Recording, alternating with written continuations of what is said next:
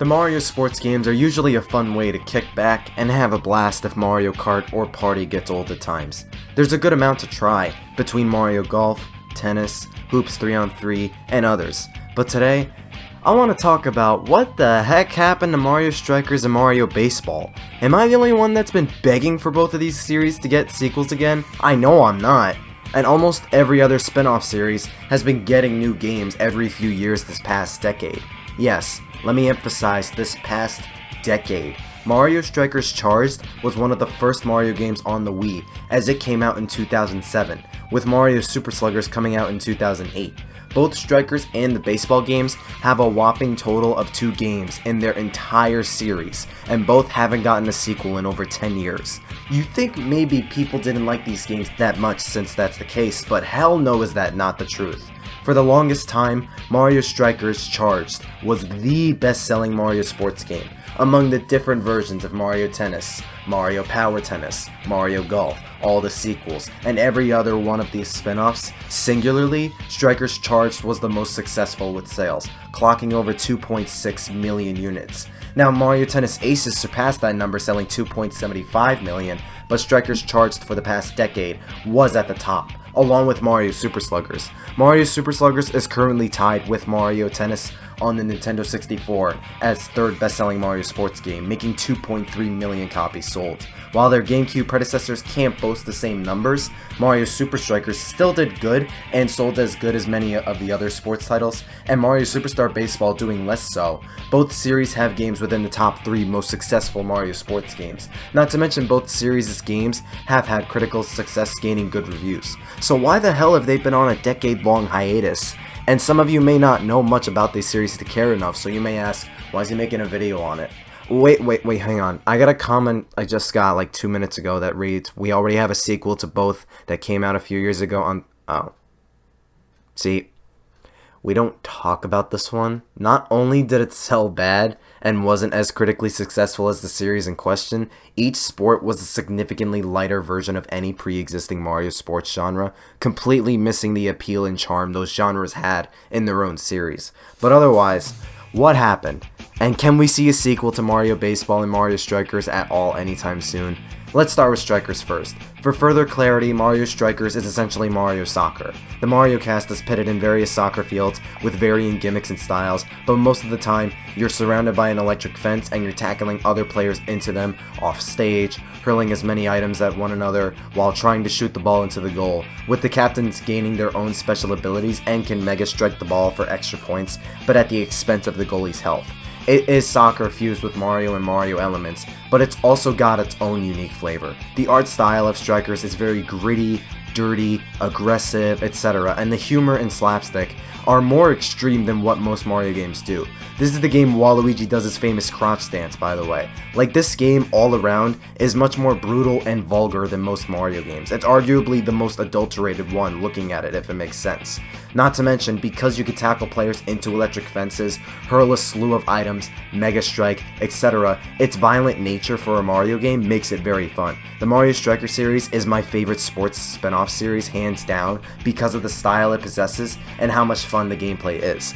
What I'd give for a sequel to come onto Switch. Next Level Games is the studio that works on Mario Strikers, but they've also been hard at work at Punch-Out for the Wii and Luigi's Mansion Dark Moon, along with Luigi's Mansion 3. Because they're pressed on finishing Luigi's Mansion 3 at the moment, and Luigi's Mansion 3 is also getting DLC, I don't think we'll get a Mario Strikers anytime soon. There is a Mario Strikers Easter egg in Luigi's Mansion 3 though, and Art Gallery has a painting of Strikers Mario performing a Mega Strike, so Next Level hasn't forgotten about Mario Strikers, thankfully. But it's an Easter egg, likely not indicative of much. Assuming they do care about making a sequel though, then I'd imagine in 2 to 4 years from now, we'd see one for Mario Strikers. Next Level Games or Nintendo, if any one of you is watching this, there are plenty of people that would absolutely love a sequel to Mario Strikers. Imagine us getting new playable characters like Rosalina, Nabbit, Dixie Kong, King Boo, or Pauline in Mario Strikers with new maps and such. People would eat that up in a heartbeat, I promise you. Mario Strikers would also be just a fantastic fit for the Switch. Between the varying control schemes, HD Rumble, having a console portable Strikers, and the install base being massive and very active and just getting bigger. Next Level Games has been pretty busy working on new projects one after another since Mario Strikers, but let's hope Next Level makes another Mario Strikers when they're done with Luigi's Mansion 3, because Mario Strikers is a fantastic game, and I would love for them to make a brand new game. Next up, let's discuss Mario Baseball. If not for Strikers, Mario Baseball would have been my favorite Mario Sports spinoff. Since it's not just a great game, baseball is also my favorite sport, but it being my second favorite still means I hold it to a high standard like Strikers. The Mario Baseball games are much more within the confines of what you'd expect Mario games to look and play. It's baseball with a Mario spin on things. Captains can execute special power swings and pitches, characters have chemistry with one another, you play in various Mario character themed fields, each character has their own stats, and there's a massive amount of Mario characters to pick to join your team. They had various different color Yoshis, Toads, and Shy Guys, but each color had slightly different stats from one another. You could play as the Kremlings from Donkey Kong, King K. Rool, which was his last appearance before Smash Ultimate, Tiny Kong and Funky Kong, Wiggler, King Boo, Petey Piranha, 5 different baby characters, along with the typical Mario cast, the princesses, the Mario Bros, Wario and Waluigi, Dry Bones, Bowser and his son, etc. For 2008, this roster of playable Mario characters was utterly astounding, and the total slew of Mario characters since then has gotten bigger and bigger. Imagine if they made a new game and God knows how many new characters we'd get. The Koopalings, Nabbit, Rosalina, Aluma, Pauline, Cappy, a new Donker, the Broodals from Odyssey, Baby Rosalina, Peachette, Honey Queen, King Babam, or now that Nintendo owns the rights to the original Mario and Luigi characters, we could get the likes of Fawful, Cackletta, Starlo, Prince Peasley, Princess Shroob, Intasma, or Midbus playable now, or Broke Monsieur. Add more Donkey Kong characters like Lanky Kong, Chunky Kong, or Kiddy Kong.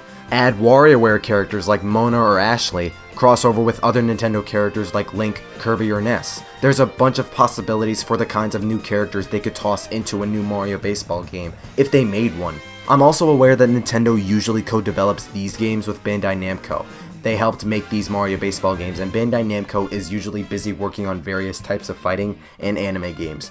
Going into next year, they have a new Dragon Ball game to worry about, One Piece Pirate Warriors 4, the new My Hero Academia game, a One Punch Man game, among many others. Not to mention they did lend a hand in helping Super Smash Bros. 4 and Super Smash Bros. Ultimate. But Bandai Namco is a ginormous company, so if they're not so spent on too many developers working on other games at a certain time in 2020 or the near future, a new Mario Baseball game would do wonders and gain plenty of popularity. You can make some of the hypothesized newcomers captains too.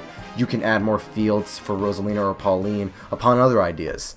I can't stop wondering what made them stop. It's likely due to wanting to work and focus on other projects, but it could also be due to Nintendo or other studios losing interest in making those games again, making safer bets on the other series. But to go over a whole decade without a new Mario Strikers or Baseball, especially when both titles were well received and well sold, makes little sense to me, especially when during the 3DS and Wii U era, where Nintendo was in a bind with the Wii U, we got a new Mario Tennis game, a new Mario Golf game, a mediocre Mario Light Sports compilation, etc. Why neglect Strikers and Baseball? A new Mario Baseball game and a new Mario Strikers game is something I've been wanting for a decade now, and the Switch would be the perfect system to revisit those series on. Mario Strikers is chaotic and brutal, but highly replayable and always fun to play due to its competitive nature and grittiness. Mario Baseball is grand and charming and an easy go-to game for a Mario multiplayer. I would love these two series to make a comeback within the next couple years or so. Make it happen, Nintendo, and also maybe Next Level Games and Bandai Namco. Y'all got talent and skill. It can easily go to making sequels for these titles. Do any of you agree? Do you disagree? Should we ask Nintendo to consider Strikers and Baseball making a new game alongside Next Level Games and Bandai Namco? Let me know. Thank you for watching and stay tuned for more Mario content and other discussions. Stay super.